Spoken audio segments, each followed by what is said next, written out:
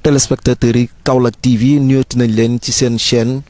première chaîne leader au niveau de Kaolack tey nag ñu ngi fii ci garage Nioro bu Kaolack fas yéene seet ci ki nga xam ne mooy Pape Ndour président garage Nioro Pape Ndour nuyu nañ la. waaw monsieur Ndour maa ngi leen di fay sama doom baay maa ngi leen di fay di leen ziyaara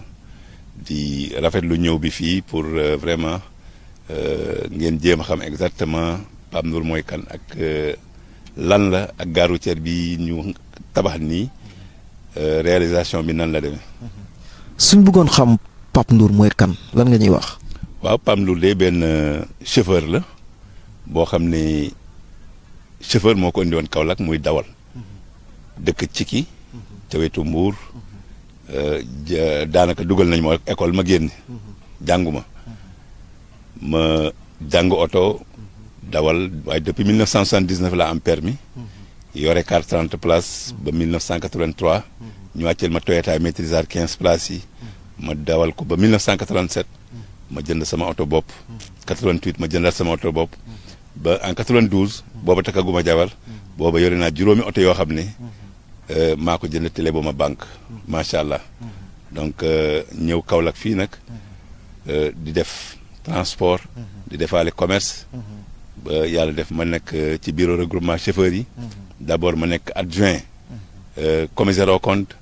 ma jógee fa ñëw vice président ba ni ma nekkee président en 2007 mais am naa ci regroupement bi 8 ans yoo xam ne diggante ay adjoint laa doon tey ñu gis sa cursus mu nekk cursus bu doy waar Pape Ndour jógee ko ci chauffeur tey mu dem ba nekk président garage Nioro bu Kaolack loolu lan lay def. waaw sant ci yàlla bu baax rek di gërëm chauffeur si nga xam ne ñoo ma ko def ndax Pape Ndour nekk na président garage Nioro mais en même temps mooy le président régional des chauffeurs et transporteurs de Kaolack te mën naa ne mënoon naa nekk le président national parce que sur proposition des 14 présidents de regroupement man maa ko rejeté mais tey jii maa waroon nekk président national u chauffeur Sénégal mais ma xam ne ak yéen bi day diis ak fi ma bëgg a yeggalee Saloum ak li ma bëgg a défendre Saloum ak chauffeurs yi ndax liñ ma ji vraiment ma gis ne bu ma amee beneen ndombo tànk boo xamante ne day aajo may dem Dakar di dem Saint-Louis di dem Kidira day bëri lu manqué fii te Saloum jot nañ maa ji loo xamante ne vraiment bu ma sañoon ñoom rek laay nekkal moo tax mën naa leen sax beneen ndombo tànk man soxlawuma ko. ci loolu ñu gis liggéey bu rafet bi nga xam ne yaa ngi koy liggéey fi nga xam ne moom mooy garage Nioro te yaakaar naa ne amaat nga 2e mandat ci li nga xam ne mooy poste président bi nga xam ne ci lañ la teg gis nañ tam réalisation yi nga xam ne def nga ko garage Nioro ba tey nga ubbil garage Nioro beneen garage bees boo xam ne nit ñi xaaruñ ko woon tey mu nekk lu Kaolack waaye rafetlu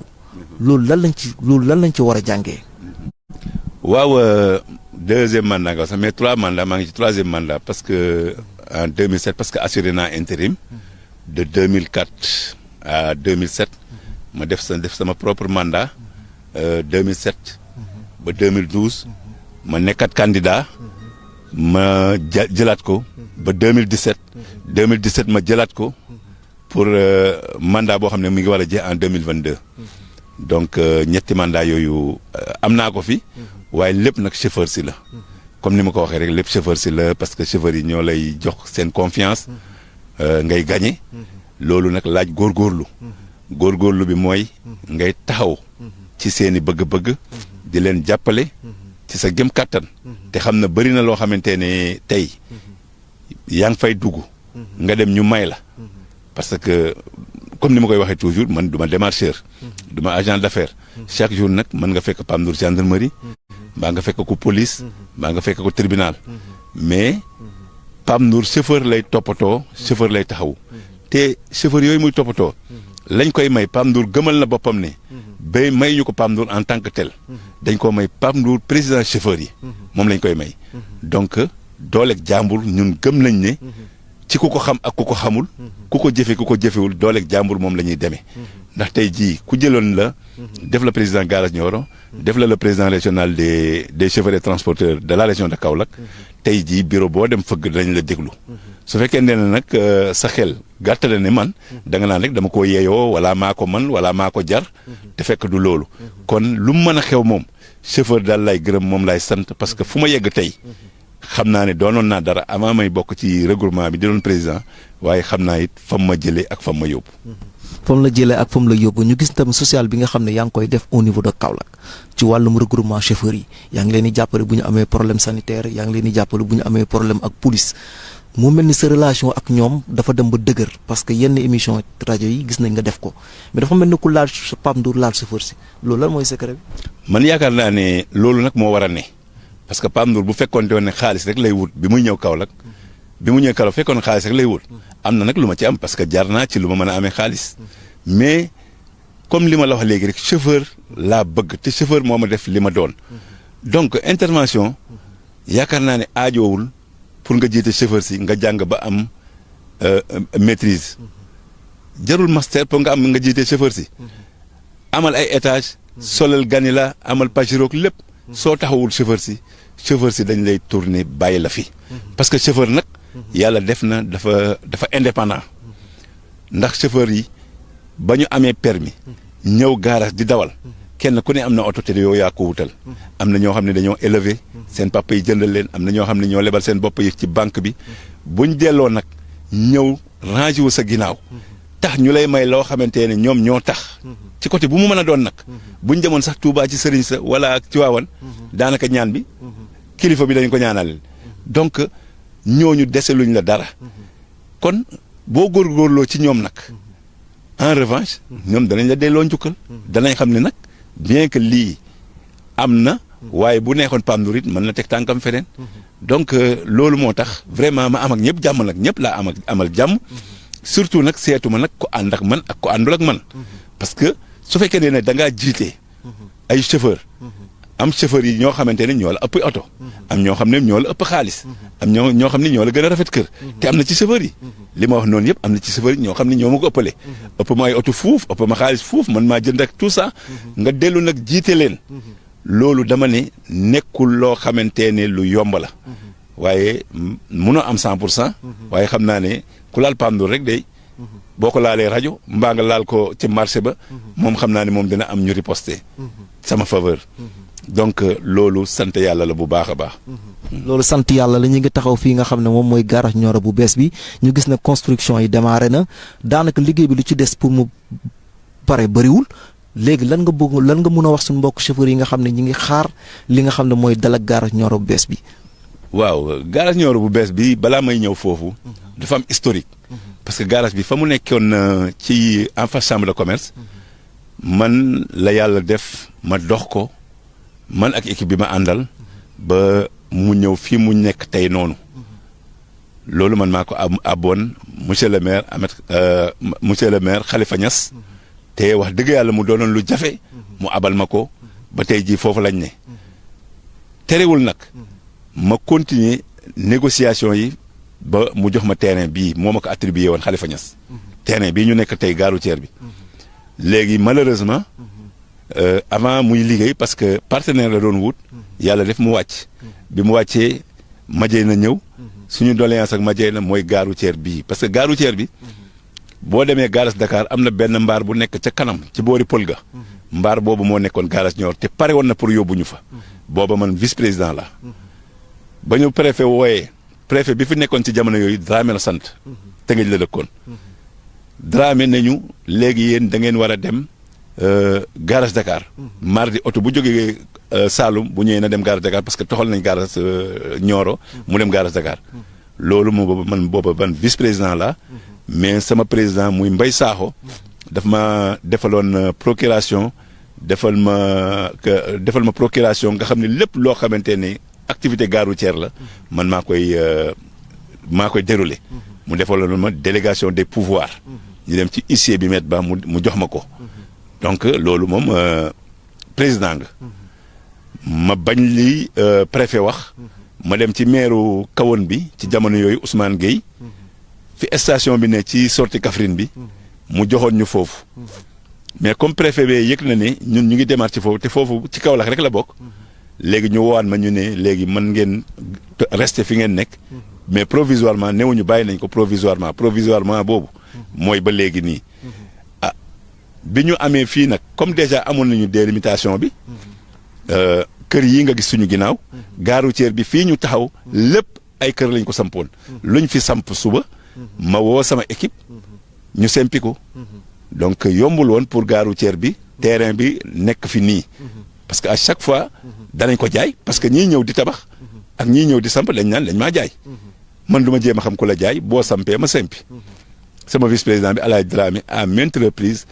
wax naa ko yónnee ma booy yi ay minicar 3 minicar yu fees bu ñëwee mën leen dajji leen ñu dajji donc ñun ñoo nekk di sàmm terrain bii ba tey jii mu mën a nekk gare routière madame le maire bi fekkee ne bi Madièye na commencé liggéey parce que commencé woon na sëkk mais malheureusement projet bi amoon benn problème parce que côté ñaari tali diggante ñaari tali jëm Mérina rond-point ba fekk waa ADM ñoo koy liggéey ñu ne mairie bi desel na leen xaalis te fekk jot nañoo dugal xaalis ci gare routière bii Madièye na daf ñoo woowaat te bu ko neexoon parce que Madièye na danañ ko gërëm sant ko parce que loolu boole la ci boppam xam ki nga doon moo tax mu def ko mu woo ma ànd ak délégation ñu dem fa mu ne ñu nag Ndour malheureusement xale bi ñu dugaloon ADM dafa am liggéey bu ñu ko desel ci ñaari tali ak rond-point kii ba rond-point Tigo ba mu ne léegi dañoo bëggoon xaalis boobu ñu jël ko mottalee ko bu fekkente ne nag dem nañu ba année bi jeex ñu def leen priorité ci budget bi ñun ñu ne ko gërëm nañ sant nañu parce que bu la neexoon nga def ko te ñun duñ ci xam dara léegi yàlla def ñu mottali foofu projet ADM ba far nag arrêté bi mu arrêté Madièye na par la suite la wàcc madame le maire Mariama Sarr ba mu ñëwee lañ ko jëkk a jooytu aussi mooy gare routière bi parce que moo tax man la lii dafa am historique mu promettre ñu ne dana ci jàpp yàlla def na nag Salin ci partenariat am ak mairie Kaolack madame la maire dox na ba Salin mën a financer gare routière bi financement bi xeeñ na yombul woon parce que dafa amoon lu mu nangu am lu mu bañ parce que mur clôture bi ci départ ba bokkul woon ci financement bi hangar yu ndaw la woon ak yu bari mais ak négocier ak maire ak équipe am moom fexe nañu ba defal nañu rembalé nañu def mur clôture yi defal nañu hangar yi ba xam naa ne bientôt travaux yi fi des ni mooy cantine yi ñuy def bu paree rek xam naa danañ mën a dugg parce que ndox mi nii duggagul waaye courant bi dugg na donc gare routière bi nag ñu ngi vraiment yàkkamti ñëw fi parce que fa gare routière ba ne fee daanaka chauffeur moo gën a sonn firdo xam nga firdo mooy ñuy bàcc gerte di war di bàcc gerte nga xam ne dañuy am coono chauffeur moo gën a sonn firdo parce que ñun fee boo waxee alkaati ba jàpp la defal la entrave lu ne lañ lay bindal chaque fois da ngay dem di fay parfois benn jour mën naa dem fay 6 attestations yoo xam ne damay fay ak xaalisu regroupement bi léeg-léeg ma dem ñu may ma mais xam nga fukki permis mënuñu koo jàpp nga dem ñaan yëpp mën nga fay 6 ñu may la 4 waaye daal loolu lépp dafa mënoon ñàkk parce que bu fekkoon ne gare routière bi pare na entrave bi nga xam ne moom la ñuy créer foofu te agent bi ñun duñu patron gare routière lañ waaye duñ patron police bi te police bi moom it ma ngay sàmmante ak sécurité bi ndax bu fekkee ne agglomération bi yàgg na rek dañ leen di woo mën nañ leen woo depuis Dakar commissaire sax Dakar lañ koy wooy ne ko lan moo xew garage Nioro blocage nga am donc loolu aussi dañuy comprendre policiers yi parfois xëy na am na ñoo xamante ne sax dañuy gis ne mën nañoo tolérer waaye am na loo xamante ne aussi dañuy gis ne sàmm seen liggéey mooy tax ñu def ko waaye loolu lépp li ko doon jeexal mooy comme liggéeyu gare routière bi délai travaux yi mu waree woon arrivé à terme ëpp na 2 ans fi mu ne nii yoo xam ne waroon nañ dugg ci gare routière bi ak lu mën a xew ñu fexe ñun ñu dugg ci suñu gare routière loolu la ñuy jaan madame la maire di ko ñaan gouverneur di ko ñaan préfet di ñaan bépp Kaolack waa boo xam ne mën nga wax pour ñu dugg ci gare routière bi parce que ñun comme xaw nañoo jege madame la maire am na loo xam ne bu amee dañ naan Pape Ndour dafa saytaan te Pape Ndour saytaanul parce que nag lu ma mën a doon chauffeur moo ma ko def du maire moo ma ko def du keneen moo ma ko def kon chauffeur yooyu war naa pare toujours pour di leen défendre pour mériter au moins boo tuddee Pape Ndour li nga xam ne moom lañ ci daj donc pour mériter ko nag mooy war naa ñemee wax dëgg mais liggéey boo xamante ne délai bi mu waroon pare romb na ñaari at kenn ku ne xam na ni ci liggéey lu mu baax mënul neex ñooñu à plus forte raison que mu ñu nekk ci benn pukus boo xamante ne tey jii bu oto yi génnoon da ngay gis ne benn mbedd rek la vraiment garage bi ñu ne dafa ruslu pour ne fa kon su fekkee ne ñëw nañu ba tollu fii accélérer liggéey bi ñun ñu ñëw dugg ci suñu gare routière vraiment moom la ñuy ñaan képp koo xamante ne yaa ngi fi à commencer par madame le maire. ñu gis ne tam garage Nioro bi dafa toll ci finalité daanaka li ci des bëreetul kon yaakaar naa ne autorité itam war nañu am mat ñëw yeggale li nga xam ne moom la ñu sumb te comme que li ci des bëriwul te chauffeur yi nekk Kaolack daanaka ñoo représenté Sénégal parce que ku wax Kaolack Carrefour la mais dañuy jógee koo ci ponk boobu ñëw ci Pape Ndour ak vécu politique parce que ku wax Pape Ndour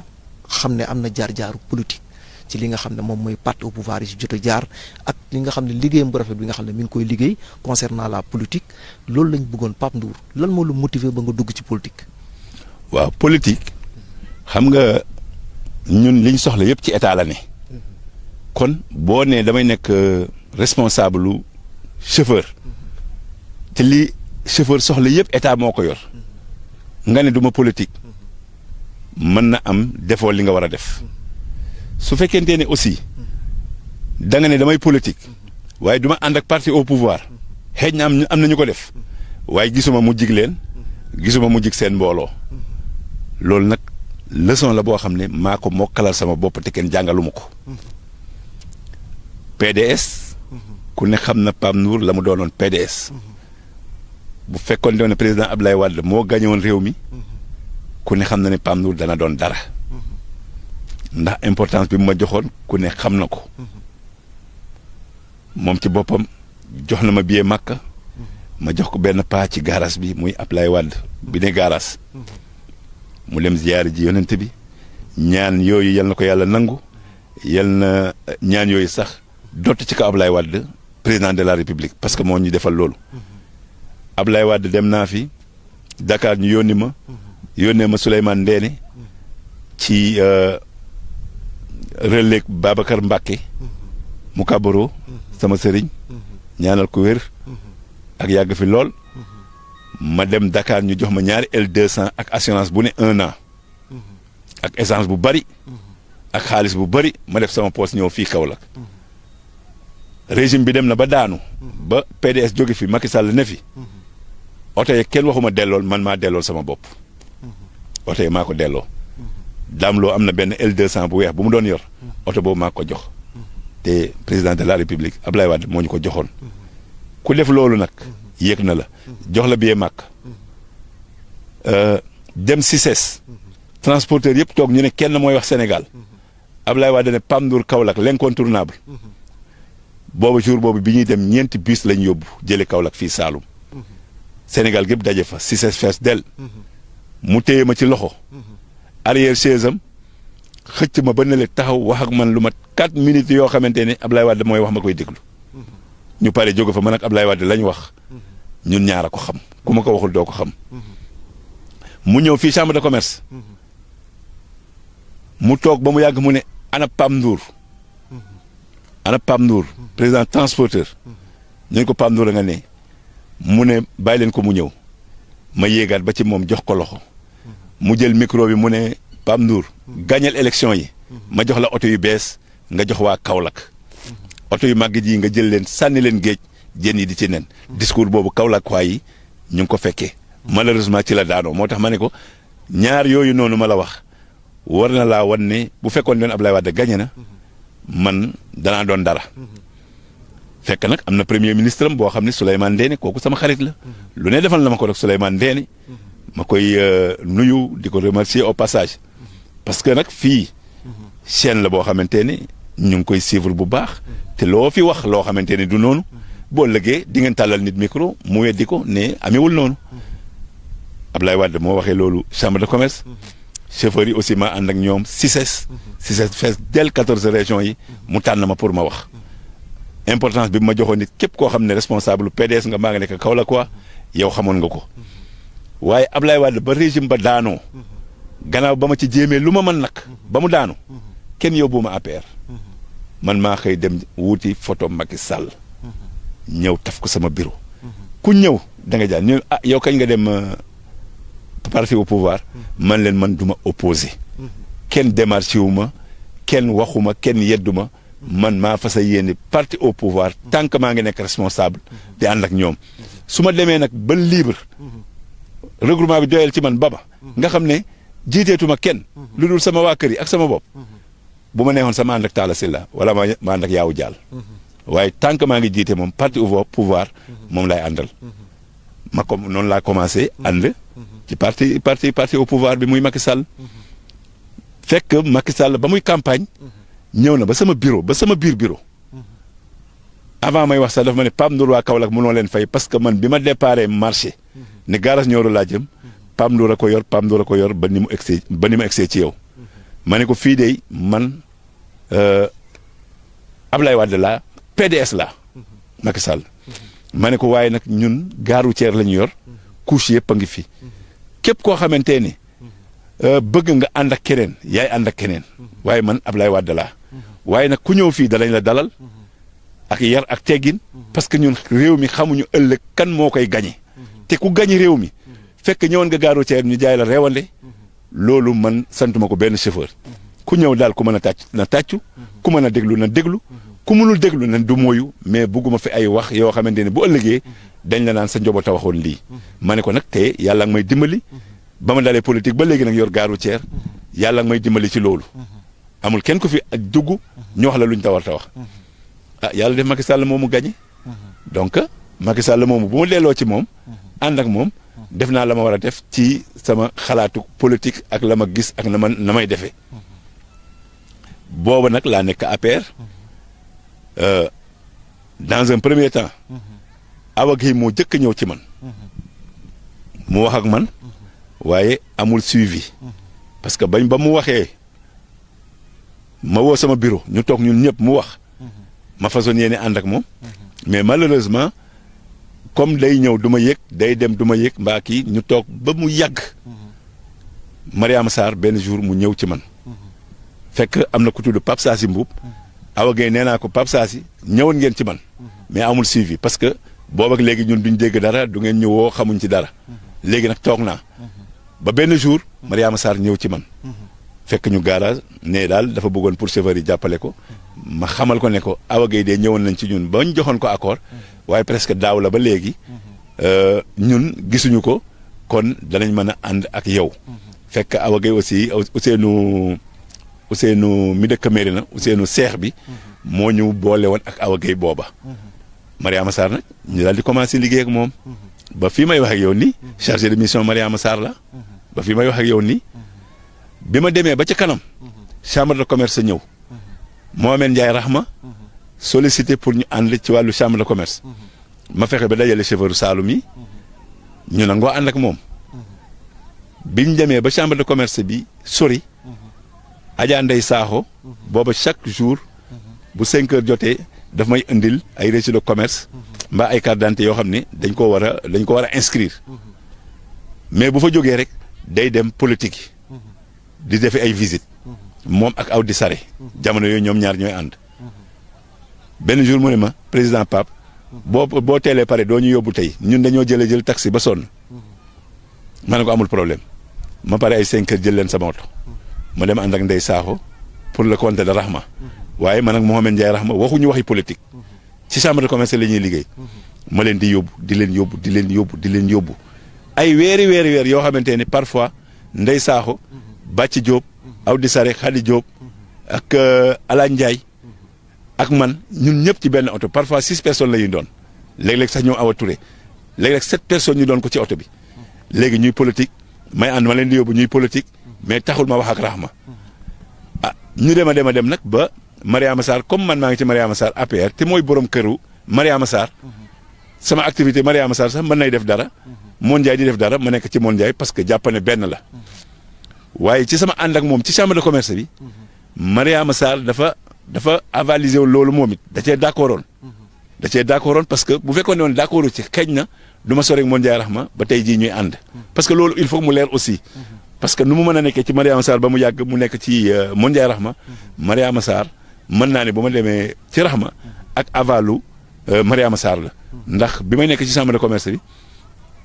ñi nga xam ne dañuy joxe chambre registre de commerce te ñu jaare ci kiiwu Mariama Sarr waa cabinet mbaa ñeneen registre de commerce yooyu man garde corps Mariama Sarr moo ma koy indil kon loolu moo tax ma ne la am naa aval bi chargé de mission la Mariama Sarr bu jógee damaa war a jóg défendre ko bu jotee dama ko war a défendre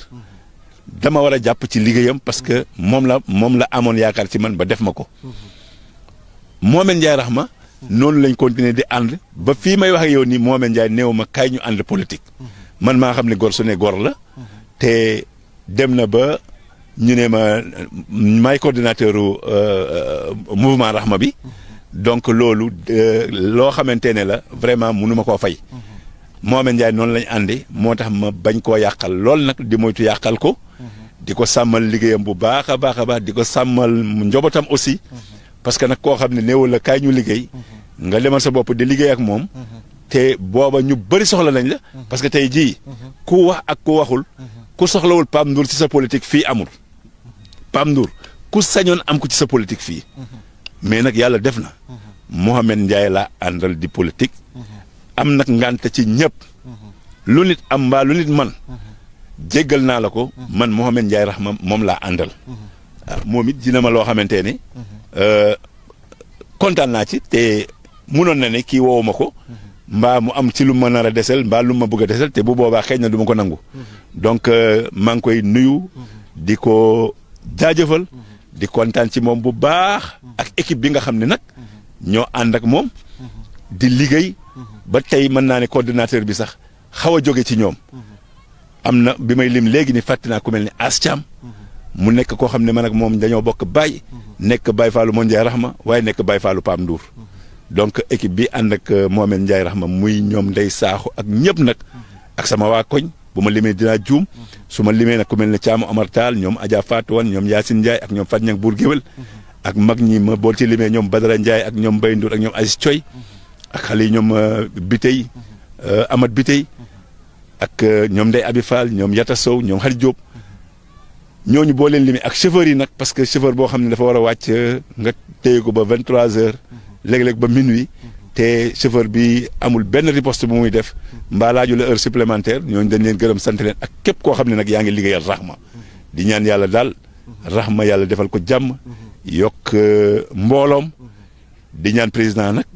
ku la liggéeyal li Mohamed Ndiaye di liggéeyal nit en revanche même bu laajul war na am loo ko jox donc président de la république ñu ngi koy wax ne Mohamed Ndiaye mii li muy liggéey mérité na vraiment am ak fay te Mohamed Ndiaye li mu liggéey bu ñu ko ci fayoon lu mu néew bu ñu ko ci fayoon rek 30% ñu bëri dana leen def dara Kaolack ndax liggéeyal na ko boppam. ci loolu la ñuy taxaw parce que gis nañ sa digganteeg Mohamed Ndiaye Rahma am ñu ne Pape Ndour mooy général Mohamed Ndiaye Rahma mu mel ni tamit dafa mel ni dans le cadre politique ñu gis ne mouvement Rahma li muy déployer ci nit ñu ko topp mu mel ni échéance locale yi ñu jëm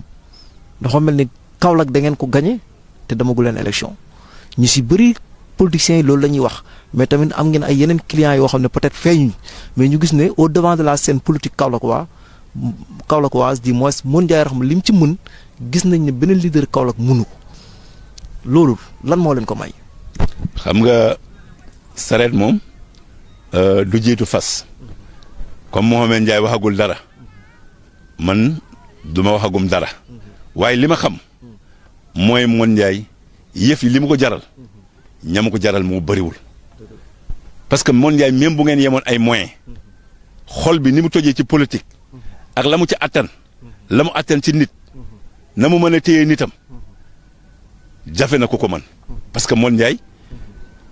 chaque week-end bu dara xewul politique am politique ñàkk am Mohamed Ndiaye dana ñëw bu ñëwee mi ngi liggéey bi nga may woo léegi nii te ma ne la maa ngi yor vélo sama oto nga ne gaare vélo bi laa yor dafa am ay visite yu ñu war a defi ma doon coordonné oto yi ak ñoom Awdi Sarr ak ñoom Ndey Saaxu pour visite yooyu ñañu war a seeti am na ñoo xam ne bu ay échéance jotee mbaa mu jub si ci la ñuy liggéey Mohamed Ndiaye de ba ma duggee ci moom ba léegi musuma gis mu lâché toujours mu ngi ci terrain bi weekend nag te bu ñëwee ñibbi ñun ñu ngi ci terrain bi am liggéey bu remarquable nag boo xamante ne équipe am ñu ngi koy liggéey mu nangoo dépenser lool nag ci li mu ne. Mon Ndiaye li muy def nii xam nga léegi nii nee nga ma da ngaa social mais Mon Ndiaye li mu am nii bu ma ko amoon li mu mën nii du ma ko mën parce que sama xol munu ko te xam naa ne moom ña dàq social Kaolack ca laa bokk mais Mon Ndiaye ci moom laa yéemoo di ko ñaanal rek wér di ko ñaanal yàlla yokk ko di ko ñaanal yàlla bàyyi ko fi te dina fi yàgg parce que munoo nga doon yaakaar yàlla di def lenn li te Mon Ndiaye dafa doon yaakaar Mon Ndiaye léeg-léeg day jël xaalis dugalal ma sama compte xëy na bëggul ku ko wax xaalis boobu noonu joxal ma diw retireel jox diw retireel jox diw jëlal som bu takku nga jox diw xaalis boobu yëpp da koy maye te su ma toogul réglé ko Mon Ndiaye du ma ne régleel xaalis bi nit nag bu amee ci yow boobu confiance war nga koo sàmm moo tax sama diggante ak Mon Ndiaye foog ma sàmm ko Mon Ndiaye fi mu nii dugalal na ma xaalis boo xam ne am na lu ma 2 ans te mosuñoo réglé xaalis bi xamul xaalis baa nga fa xamul nekku fa xamul jeex na xaw ma des na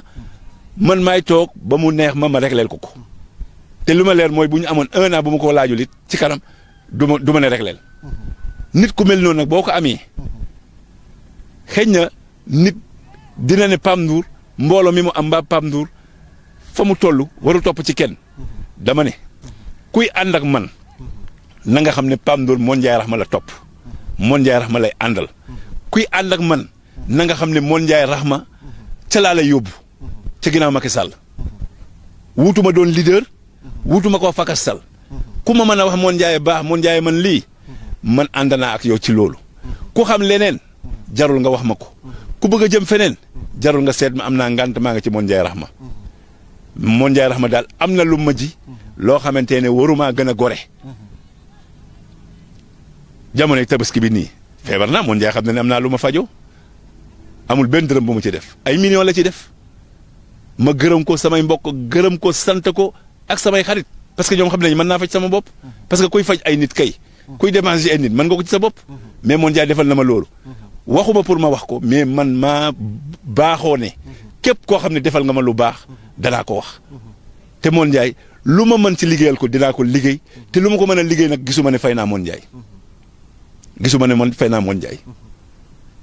Mon Ndiaye même oto yi caabi yëpp la ma joxoon ne ma wutal ay chauffeur mais bugguma sax ma indi chauffeur bu ëllëgee chauffeur bi am beneen comportement mbaa ama am lu mu def lépp ci bañ yàqal ko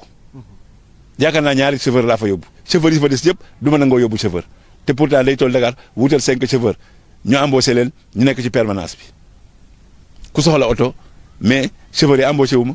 caabi oto yi fexe naa ba benn caabi oto nekkul ci man fexe naa ba caabi oto yi à ma façon fexe naa ba delloo caabi oto yi ba benn caabi oto nekkul ci man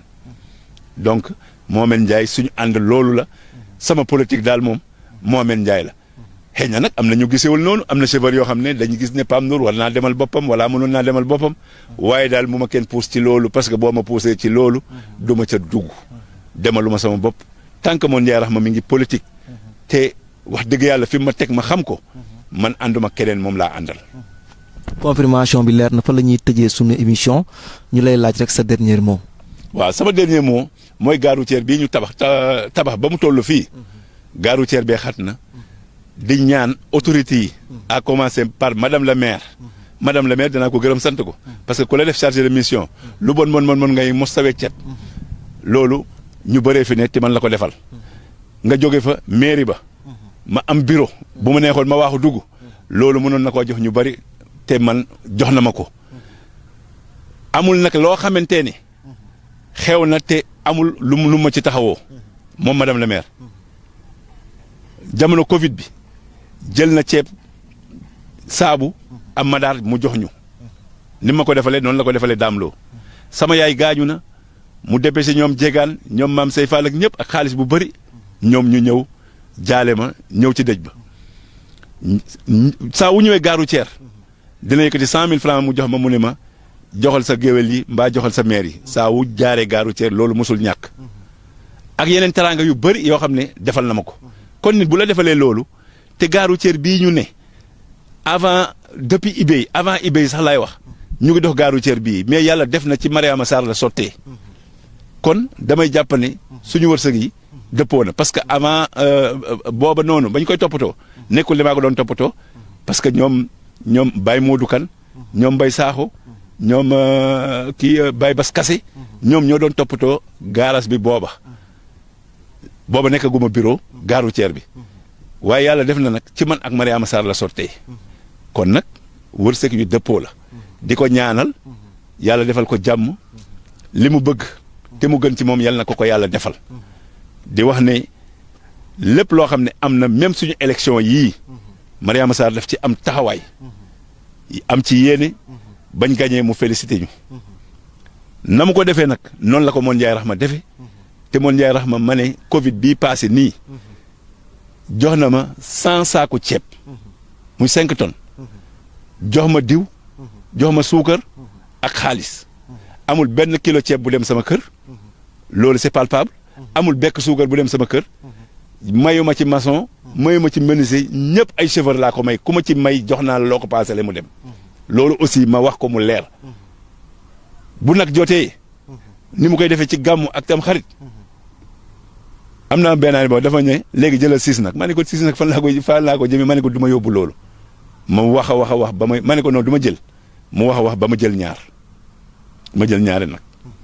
parce que ni bu lay defal lu baax aussi te mu ump ñu bëri occasion la comme site bi ñëpp a ngi koy seetaan ñu xam ne télévision bi ñu xam ne Mon Ndiaye Rahma féete na fii Pape Ndour parce que nag nit dina la téye di la laxas ba nga taxaw benn place man Mon Ndiaye daf maa laxas ba ma taxaw benn place te ku bëgg mbaa nga séntu ne Pape Ndour bés dina tekkeeku bëgg a mel neneen jarul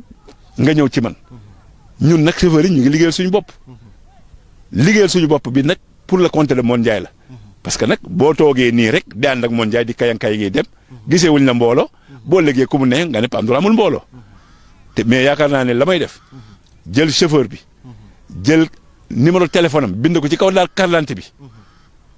nga xam ne kenn ku ne bu neexee Mon Ndiaye dama ko ne Mon Ndiaye bu la neexee yóbbul liste bi ba Dakar ak numéro téléphone yi kenn ku ne nga woo ko nga ne ko ban parti nga bokk den la ne APR kan nga àndal ci politique den la ne Pape Ndour ci ginnaaw Mohamed Ndiaye Rahma loolu nag ku ci am ay junni nit yaakaar naa ni mbooloo ngi sa ginnaaw ndax nag chauffeur bu ne am na ci koñ yi koñ bu ne Kaolack man mën naa fa am secteur man Pape Ndour boo xamante ne du ma dem damay téléphoné te élection Alassane Ndoye yi fii bi mu faloo député moom day toog ne Kaolack moo ko fal te yaakaar naa téléphone rek lañ yoroon di dem te yàlla def na li ñu mën biir Kaolack fii dañ koo mën ci département yi département Kaolack mën nañ ko fa mën ko département Guinguinéo ndax chauffeur yi yàlla def na ñoom ak seen yaay yi chauffeur influence bi mu am ku ci ne dëkk ba nga dëkk da nga fay doon dara même boo amoon ñu la mën a jënd nga am ay mag yi moo doog yëpp kay chauffeur social ba ngay nekkee day tax jabari moodu yak jabari commerçant yak jabari baykat yak yëpp dañuy rangé wu ci ginnaaw chauffeur si loolu nag ñu ngi ciy liggéey di xam ne ñi ngi jëm ci loo xamante ne mbooloo rek a fa baax borom kër gi nag comme waxagul ñun duñu wax bu demee ba wax nag mooy ñun wax nañu waaye nag foog ñu préparer suñu bopp ba nga xam ne ëllëg xeebeel du ci am parce que nag Pape Ndour a topp ci Mohamed Ndiaye bés ñëw Pape Ndour mënta génne juróomi nit loolu kuy mbokki Pape Ndour mbaa nga ànd ak Pape Ndour war nga bañal Pape Ndour loolu moo tax fii may wax ak yow nii maa ngi ci liggéey boobu donc maa ngi leen di gërëm di leen sant di kontaan nag ci seen ñëw bi fii di wax ne xeeñ na sax dina am ñu ci mer parce que ñu bëree bëri tenté woon nañu lii waaye ñëw na ci heure am waaye fi ma ko defee aussi am nduureen bu bëggee ña sant Faal ak ña sant leneen ñooñu dañuy ñàkk rek nduureen baay am donc loolu vraiment kontaan naa ci di la ñaanal aussi yàlla jëmale télé bi kanam yokk leen bu baax a baax a baax te yéen ñi fi ne aussi ngeen yokku ba ku ci ne yegg fa nga bëgg maa ngi leen di gërëm di leen sant di leen wax ne nag chauffeur si man mënu ma leen fay chauffeur yëpp nag président regroupement yi muy responsable yëpp mënu ma leen fay ndax nag Saalum gii su ma waxee rek Pape Ndour wax na di nuyu au passage sama xarit Dame Lo nga xam ne mooy premier vice président au niveau national di nuyu jaaykat yi nga xam ne ñoo nekk biir garage parce que borom pousse-pousse ba ambulant ba ak képp koo xam ne say activité yaa ngi koy mën a ci gare routière bi rek jox nga ma cër te ñu bari ci li ma la wax nii ñoom seeni carte d'identité ñoom dañ naan Pape Ndour la ñuy topp ñu Mon Ndiaye topp ñu Macky Sall Pape Ndour la ñuy topp Pape Ndour nag ku koy topp da nga xam ne Mon Ndiaye Rahma nga topp loolu mën naa la ci wax exemple en face benn bunt ñi jaaykatu naanaa yi rangée boobu yëpp dañoo dajale seen carte d'identité ñëw ñoom Mati Thiam ñu ne ma ñun xamuñu Macky Sall xamuñu Moon Ndiaye Rahma waaye Pape Ndour fu mu ne rek ca loolu lañ ne ma leen di gërëm di leen sant ci ñoom nag dañ cee bëri morom maa ngi ñaanal télé bi nag di leen ñaanal vraiment kontaan naa lool. ñu am mbégte ak kontaante dalaloon ki nga xam ne moo nekk suñu invité muy président Pape Ndour nekk président garage bu Nioro ñu ngi leen di jox beneen rendez-vous ci yeneen numéro salaamaaleykum wa rahmatulah.